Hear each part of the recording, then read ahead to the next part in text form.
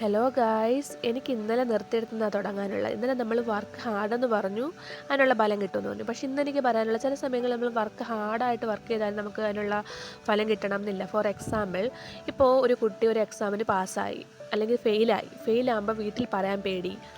വീട്ടിൽ പറഞ്ഞാൽ എന്താ കൂടുതൽ സംഭവിക്കുക? ഒന്നുകിൽ അവർ ചിലപ്പോൾ വഴക്ക് പറയും, അല്ലെങ്കിൽ ചിലപ്പോൾ ഒരു ചെറിയ അടി അടിക്കുമായിരിക്കും, അല്ലെങ്കിൽ 2 ദിവസം പിണങ്ങിയിരിക്കുമായിരിക്കും. അതിൽ കൂടുതലൊന്നും അവർക്ക് ഒന്നും ചെയ്യത്തില്ല. അവർ നിങ്ങളെ സ്നേഹിക്കുന്ന നിങ്ങളുടെ പാരൻസാണ്. അപ്പം അതുകൊണ്ട് ഉറപ്പായിട്ടും അങ്ങനെയൊന്നും പേടിച്ചിട്ടോ ഇരിക്കരുത്. അതിനു വേണ്ടി ജീവിതം അവസാനിപ്പിക്കുകയൊന്നും ചെയ്യരുത്. അവിടെ വെച്ച് ഓരോ തോൽവിയും നമ്മുടെ ജയത്തിനുള്ള പടിയായിട്ട് കാണുക, നമ്മൾ മുന്നേറുക.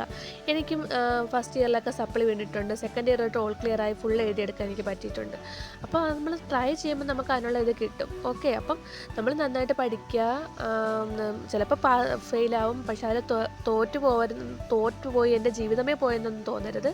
അവിടെ വെച്ച് മുന്നേറാൻ ശ്രമിക്കുക.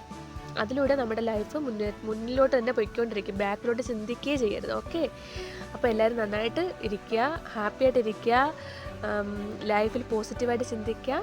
Bye bye.